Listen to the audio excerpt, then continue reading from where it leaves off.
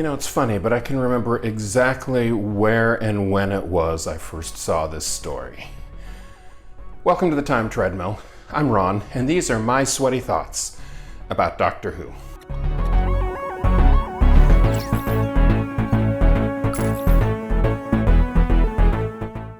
It's amazing how the mind works, how just a little piece of music or a line of dialogue can bring back a vivid memory from decades ago.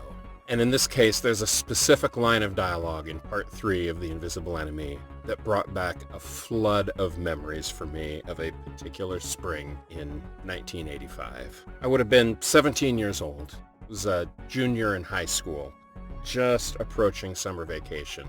And it's safe to say that I was kind of an awkward, antisocial kind of kid. That's not at all surprising because I'm an awkward, antisocial kind of adult. But in my teenage years, I was not one for going out and partying at all.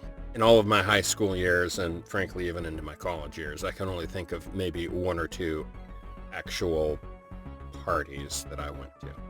Just not my thing. And I also didn't drink when I was in high school. And as an adult, I still don't drink much, and there's a whole story behind that I won't go into. But anyway, in somewhere around the winter of '84, a friend and I had an idea for a program to address the issues of teenagers and drunk driving. Our feeling was that, setting us aside, most teenagers are going to drink. It's just a fact of life. And a great many of those are going to wind up driving. Or even worse, you have teenagers who go to a party and maybe they didn't drink, but the person they came with did, had too much, and now they're stuck at a party and they have no way to safely get home, and they're afraid to call their parents. They don't want to get into trouble. And so they wind up in a car drunk or with a driver who is drunk, and somebody winds up dead. So we had the idea for this program called Safe Rides. And the idea was that we'd provide a phone number on Friday and Saturday nights that kids could call if they were too drunk to drive or if they was with someone who was too drunk to drive, and we would send out a car and take them home safely. Now, remember, this is in the early 80s. This is long before the age of the internet and cell phones and Uber and any of those options. It really was a completely different era. So we had this idea and floated it in a couple of places, and we wound up getting the backing of a woman from the county who ran a teen alcohol assistance program.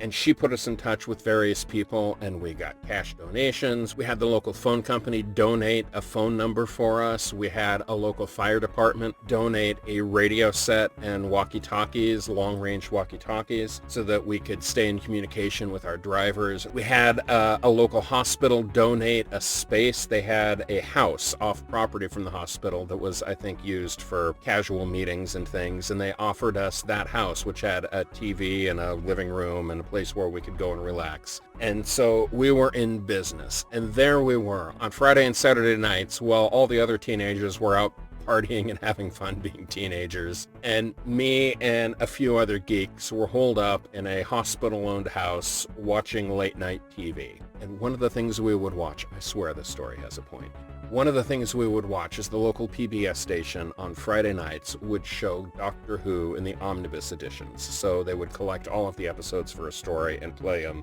all together as a movie.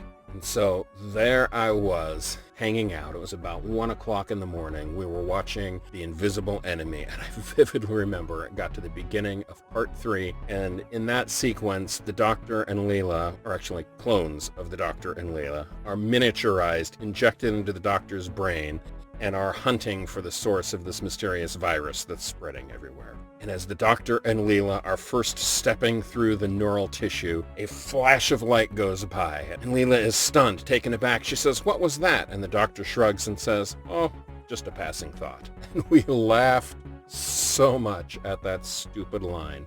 And I can't tell you why that particular line of dialogue stuck in my brain, but it did. It's one of my all-time favorite pieces of dialogue in all of Doctor Who.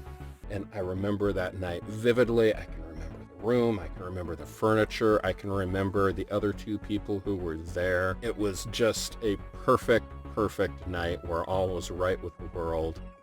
And me and my friends were doing our best to help out our classmates and do the right thing and be leaders